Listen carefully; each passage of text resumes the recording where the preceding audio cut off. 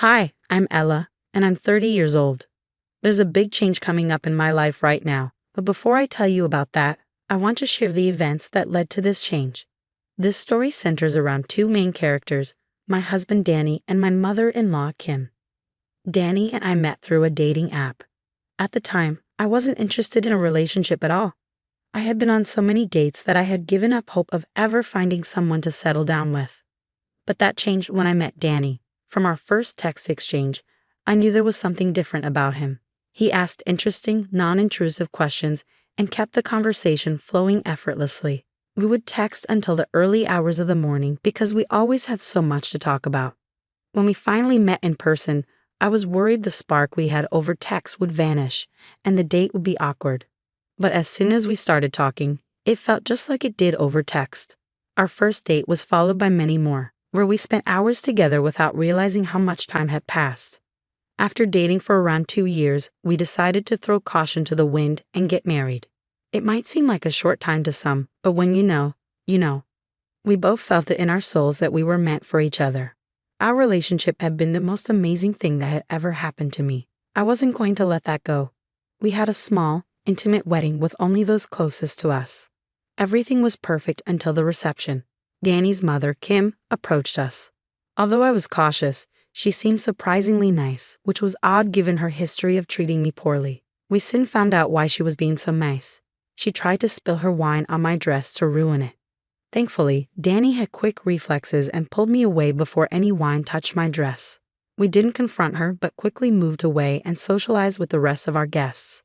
However, the night was somewhat ruined because we were paranoid that Kim would try to harm me again.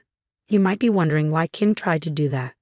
Let me tell you about our complicated relationship. From the moment I met her, she seemed to hate me and made it abundantly clear. When Danny first introduced me to her, she loudly gasped and said my ugliness took her by surprise. While I knew I didn't fit conventional beauty standards, being called ugly outright was hurtful. During the rest of that meeting, she continued to insult me, and I didn't say a word back because who would confront their partner's parents? But Danny had my back. In the middle of that meal, he got up, paid for our portion, and we left. Kim didn't take that well and bombarded him with calls and messages. Danny made it clear to her that if she didn't respect me, he wouldn't stay in contact with her. I felt terrible about what I was doing to Danny's relationship with his mom. They had been very close, and she had single-handedly raised him. I had a huge breakdown about it, and Danny was there for me. Did I actually do something wrong to your mother? Did I say something I shouldn't have? Did I dress wrong? I asked him. No, darling, not at all. I don't even know why she's behaving this way, he replied. I wouldn't mind her treating me this way, but it's affecting your relationship with her, and I don't like that, I said. Listen to me, Ella. Unless you actually did something wrong, I don't see any reason why I should continue to be nice to my mother, he reassured me. But she's your only family. You can't let me get in between that. You'll be my new family then. My mother needs to apologize for what she did, and only then will I be nice to her. You don't have to worry about a thing. Thank you so much for being on my side in all this, Danny. Of course, honey. I love you, and you've been nothing but super nice about this whole thing. But you need to stop thinking that you're the one causing all this. This is just bringing out my mother's true colors, and I'm not liking what I'm seeing. It was really comforting to have Danny on my side. He reassured me every time he and Kim fought about their lack of communication. Kim's hatred for me only grew over the next few years. Every time we met, which was only on holidays, she tried to hurt me. Danny always stood between us. But that never stopped her from trying to get to me. Whenever Danny and I tried to talk to her, she lashed out, accusing us of treating her like she was crazy. We always spoke to her calmly and gently, but she got aggressive very quickly. She never failed to tell us what she thought of me, believing I was brainwashing Danny into pulling away from her. She even thought I was blackmailing him to leave her so I could have him all to myself. Of course, Danny never stayed quiet about it. He constantly fought for me, telling her on many occasions to leave us alone. He even blocked her on every platform so she couldn't contact us. But Kim was relentless. She showed up at our house and demanded that Danny speak to her. We had a huge argument at our doorstep, which escalated into a screaming match between Danny and Kim, loud enough that our neighbors started tuning in. I calmly and politely asked Kim to leave and suggested we talk about it over the phone once we'd all calmed down. Instead of listening, she shoved me aside forcefully and told me to shut up. Danny saw red and called the police, asking them to escort her off our property because she refused to leave. Kim cried and screamed, not expecting Danny to call the cops on her. She tried to put her hands on me again, blaming me for changing Danny, but Danny stood between us, preventing her from harming me. The cops arrived just in time to see her trying to strangle me and quickly held her back and escorted her away. After that, Danny and I decided to file a restraining order against her. It was a tough decision, but we had no other choice. I tried my best to be civil with Kim, but she never wanted to be nice. We had the restraining order served to her, and she immediately called us. Danny put his phone on speaker mode so I could hear and contribute to the conversation if needed. "What is the meaning of this?" Kim demanded. "Meaning of what?" Danny replied. "This restraining order. Kim, you know you've been unnecessarily aggressive towards Ella these past few months. You've shown up at our doorstep and tried to assault her. So you're the reason my son sent me this restraining order. You poisoned his mind with all these awful things." "She did no such thing. You've been horrible to deal with," Danny interjected. "What kind of son is comfortable sending his own mother an order restricting her access to him?" Kim continued. "What kind of mother tries to strangle her son's wife?" Danny shot back. "Stay out of our lives, or I will make things worse for you. I'm sorry it has come to this, but if you change your behavior, we will resign the order." Wow, you create the problem and then try to get all the recognition for solving it. I don't want any of your apologies.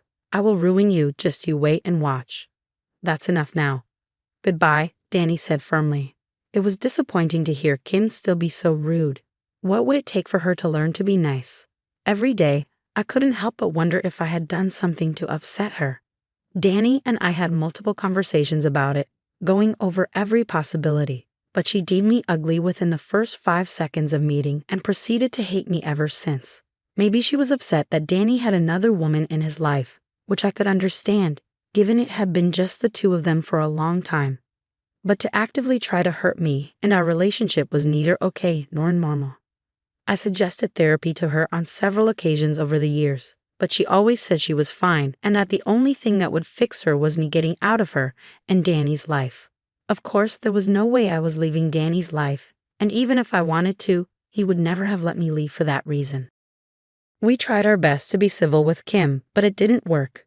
She took to telling the rest of Danny's family about my supposed evil doings, and Danny ended up getting a lot of concerned calls. Even though Danny handled the situation, it surprised me how easily Kim managed to convince everyone of her beliefs. Either she was very influential in the family or she was just really good at lying. My bets were on the latter. After she received the restraining order, she stopped coming by our place, although I did catch her loitering just outside our house. She would just stand there and watch our house. Seeing someone just standing there and staring can be quite creepy. Danny and I called the police several times, but somehow she always managed to disappear before they arrived. Eventually, she stopped showing up, and we thought we were finally free. Then our mail began disappearing. Many things I ordered in letters from my family never arrived. Whenever I checked the mailbox, the mail was gone. It was really frustrating because I was missing out on beautiful letters from my family and none of my orders were being refunded, despite delivery confirmations. Danny and I suspected Kim was behind it. We knew she was bitter and angry with us. We didn't agree with her methods and didn't want to engage with her. If she thought this would get us to talk to her, she was wrong. Instead, we bought a noticeable camera and attached it to the mailbox with a note stating that the area was under surveillance. Sure enough, we saw Kim standing in her usual spot and staring at the house when we were at work. Then she approached the mailbox, read the note, and turned away. We didn't say anything because at least she seemed to take the note seriously. One day, I was at work when I got a call from Kim. She was blocked on my phone, but she called my company and had them get me on the line. I didn't even want to know how she found out where I worked because it would have only made me more paranoid. "Hi, Ella."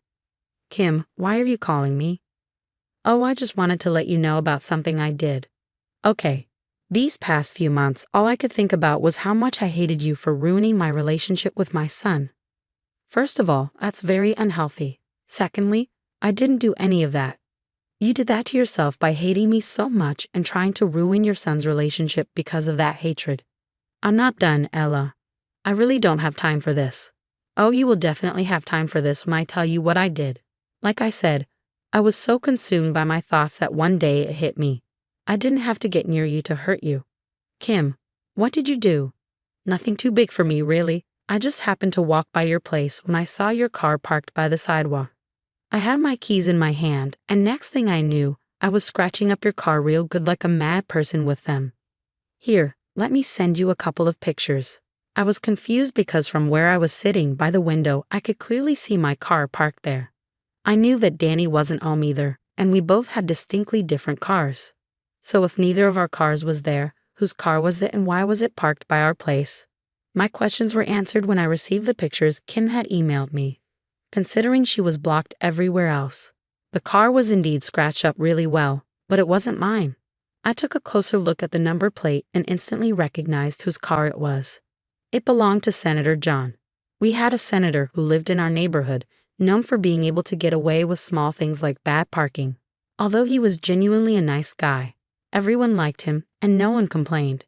In fact, Danny and he were quite amicable. If there was one thing I knew about John, it was that he took his cars very seriously. That man never had a speck of dirt on his cars, and he had fired multiple people who washed them because they didn't clean them well enough. It was no surprise that he was going to lose his mind when he saw his car all scratched up. I was upset that Kim had gone so far, but I knew this was going to be her true learning moment. I took a couple of pictures of my car sitting in the parking lot and sent them to her. What? Cat got your tongue. I really don't know what to say. Kim, of course you don't. This is definitely beyond anything you could have imagined. I told you I would ruin you, and this is just the beginning. Oh, and listen, I hear the police coming down the street. I don't know how to tell you this, but that's not my car. What? Don't lie to me. If this is your way of trying to make me feel bad, it's not going to work. No, seriously, my car is parked at work. I took a couple of pictures and sent them to you. Why don't we take a look? But, whose car did I scratch? That would be the senator's car. Senator John, who, by the way, is very particular about his cars. What? Oh, Kim, if you wanted to cause me harm, the least you could have done was check whose car it was. What do I do? Face the consequences of your actions. Take care, Kim, goodbye. A part of me was excited to see what would happen to Kim. It brought me a certain level of satisfaction to hear her shiver as I told her whose car she had damaged. I immediately called Danny to tell him what had happened. While he was shocked and angry that she had even attempted to do something to me, he couldn't help but laugh at how things had turned out for her. By the time I was done with work, I had received a call from the police station requesting Danny and me to come down. At the station, we gave our statements, emphasizing that Kim had a vendetta against me and that we had a restraining order against her. It didn't help Kim's case that she was at the scene of the crime, even though she denied doing it. The police asked if we had any security cameras around our home, and I told them about the one attached to our mailbox. We reviewed the footage and surprise, it clearly showed Kim scratching the car like a mad person. Senator John was understandably furious. He'd approached Danny to have a word. Danny, I think you're a great guy, but this is inexcusable. I fully agree with you, John. I don't think what my mom did deserves any forgiveness. Really? I thought you tried to defend her. She tried to do that to my wife's car. I would have done the same thing you're doing if she had succeeded. Why would she even want to do that to Ella? She's a lovely woman. That's what I've tried to tell my mom, but she refuses to believe that my wife is anything less than evil. That's a shame. Even so, I'm really sorry for what my mother did. If you need me to cover any of the costs of the car, let me know. Nonsense. I approached you to tell you that I will be pursuing the highest punishment possible. She will pay for the damages. I just didn't want us to have any hard feelings. No hard feelings on my side, John. Do whatever you think is fair.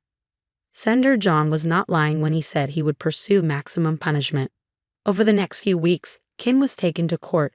Her behavior was reviewed, and many testimonies were given regarding her actions. In our state, damage to property worth over $500 results in a felony charge, along with a fine of above $1,000 and potential jail time. Finally, a verdict was given. Kim was charged with damage to personal property, fined $5,000, and sentenced to 2 years of jail time. Kim broke down and sobbed as the verdict was given. I once again felt a little bad, but Danny seemed relieved. For the next 2 years, we wouldn't have to deal with her harassment. Kim was escorted out of the courtroom and taken away. Senator John approached us again to apologize, but we assured him that he had only done what was right. Even though we were still worried about the future, once Kim finished her sentence, we felt a sense of peace. A few weeks after she began serving her time, she started sending us letters, detailing how she would make our lives hell once she got out. Neither Danny nor I wanted to continue dealing with her, so we made the tough decision to move out of our town. Thankfully, we both always wanted to leave but were too focused on our careers to make a change like that. As I'm writing this, Danny and I are packing our things to move to Europe, where we both have found better jobs. We're set to move in a month, and I cannot wait to start fresh. It's going to be hard to adjust, but it will all be worth it in the end. We haven't told anyone from either of our families that we're moving yet, and when we do, we won't give them any details. We can't have Kim finding out where we are and harassing us again. It was a tough call to leave everything we knew behind because of one person, but it's going to be the best decision we've made. I can already feel it.